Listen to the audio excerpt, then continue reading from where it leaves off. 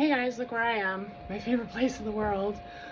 Obviously, you guys have seen me in this dressing gown before, and I'm definitely in the hospital. I came here on the 22nd of December because I was having a little front and side chest pain. Now, the days before that, I had had such outrageous shoulder pain that it's my freaking IV. Such outrageous shoulder pain that I was literally in the bathtub. I'd have to get in the bathtub, like I dropped my husband off in the morning, get in the Epsom salt bath, do an errand in the afternoon, Epsom salt bath, walk the dog, Epsom salt bath. I was literally taking an Epsom salt bath after everything, and honestly, it was only relieving while I was in the bath. As soon as I got out, I knew it was gonna suck, and it was miserable. I had been delaying coming to the hospital at all because obviously COVID, and there's no mask mandates. People really just don't give a fuck for whatever reason. I'm not really sure why. But I had asked the surgeon originally, what will happen if something happens to you? Remember, I have a pseudoaneurysm hanging off the left ventricle on the valve replacement he did. Because I could feel it on the front. So I had been having this shit shoulder pain all week, and then suddenly on Friday, boom, felt it. This was December 22nd. I called the surgeon's nurse of my surgeon and spoke with her, and I asked her, how many people are in the ER right now? She's like, there's 30. It's a holiday weekend. If you want to come now. Dawn and I ended up going within like 2 hours, got here. I got checked into the ER. I actually came fully grasping that guy. See that? That's my Medify. Holding it in my arms.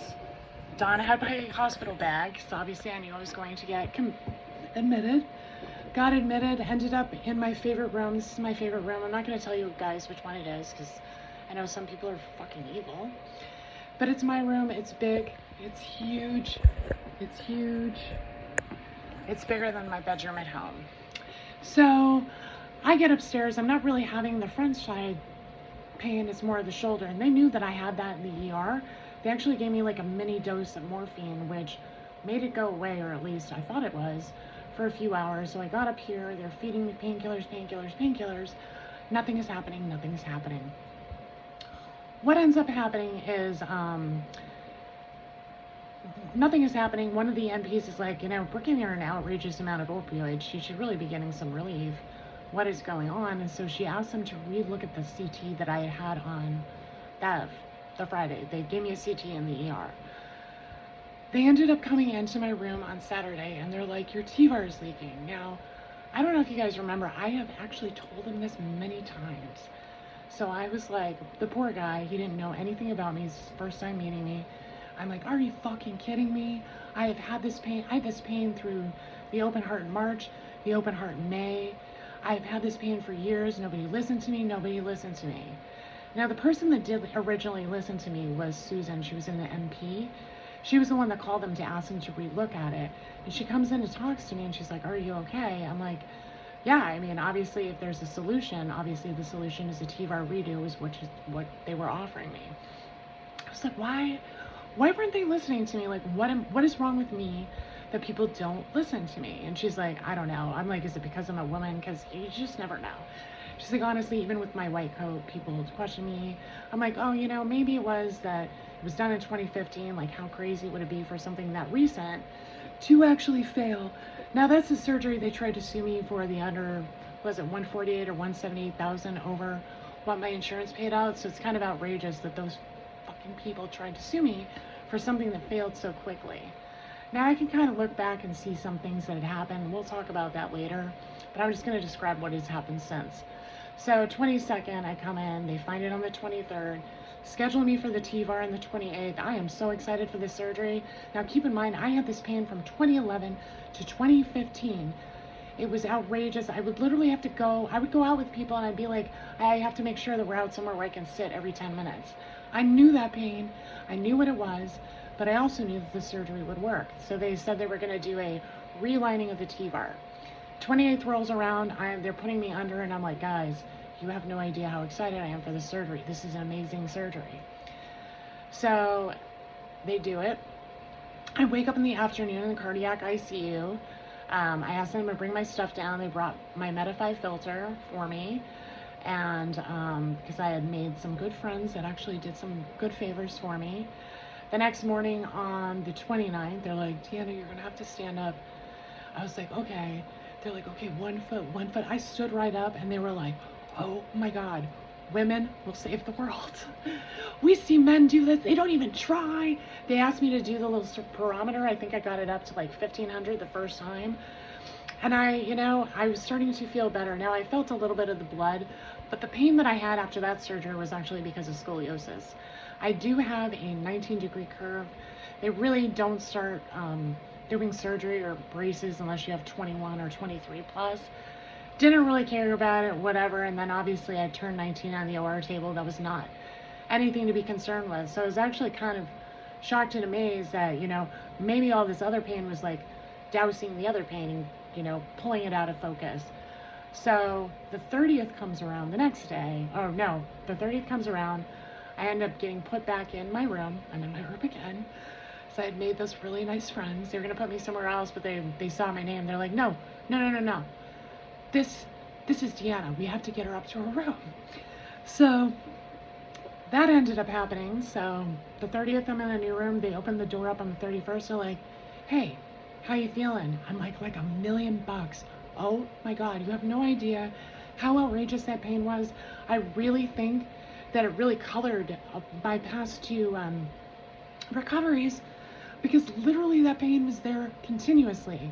I had physical therapists coming in June of 2022 to me crying all the time, just crying about that pain in my shoulder. I know it went bad in late 2020 because I know what was happening. And obviously 2021 with us moving again, that did not help at all. So things just got worse. So I'm here and the surgeon comes back from vacation. He comes to talk. Well, he actually talked to me in cardiac ICU and he was like, hey, I was like, the pain was what I said. And he's like, well, I told you there were some leaks to the grafts. I was like, did you say it was the TEVR? But then I realized he wasn't worried about that. I literally came to him for the aortic valve, to get the aortic valve done. I was not complaining, like, he wasn't looking for other problems because I have enough already, obviously. If you look all over my health record, it's like, redo. So then we're talking, he comes to see me like on, when did he come in? Probably January 2nd. Or no, not January 2nd. God, it was, I think yeah, he came to see me obviously on the 29th. And he's like, so what do you think? And I originally had the scheduled surgery for the 12th. I was going to come in here on the 5th, which is today, to do the pre-op testing, blah, blah, blah. And I was like, I'm already here. Can we kind of squeeze the surgery up? So he chose January 3rd, 2024 as my surgical date for the open heart surgery repair. What ended up happening is someone came into the ER at like 4 in the morning with an emergency aortic dissection. So my surgery got pushed off. Now, I kind of had a little bit of a meltdown about that because I am just so tired of this. I just want a solution. I want to go home. I know that TEVR has done so many great things that I don't even really have to worry. You know what I mean? Like, I'm not going to have to worry about so much with this next open heart. So I would have been expecting actually to be awake today or tomorrow after that. Probably today, actually, if it was the 3rd. It's the 5th now. I was really upset. I was like, oh, why does everything not work out for me? And then I realized, you really have to sometimes like realign your perspective. I hate when people say everything happens for a reason, because I see plenty of stuff that happens completely unreasonably without any purpose at all. But later on, I can usually kind of go back and see the advantages of waiting until whatever date. I'm not sure what it is. I have actually met an amazing NP and several other people, so maybe that's part of it. I have no idea. So that was the 3rd. I was really upset. I was crying all morning. I was like, these people, I don't even want to be here anymore. I heard the other cardiac ward had a COVID outbreak. I was like, and then there were apparently 3 people down the hall from me that had it too. And they don't admit people to cardiac wings with COVID. They actually get it here. So I'm like, these people are going to kill me. I called the surgeon's assistant. I was like, hey, can you ask him to take a look at the CT and see if I really have to stay or can I come back in a few months?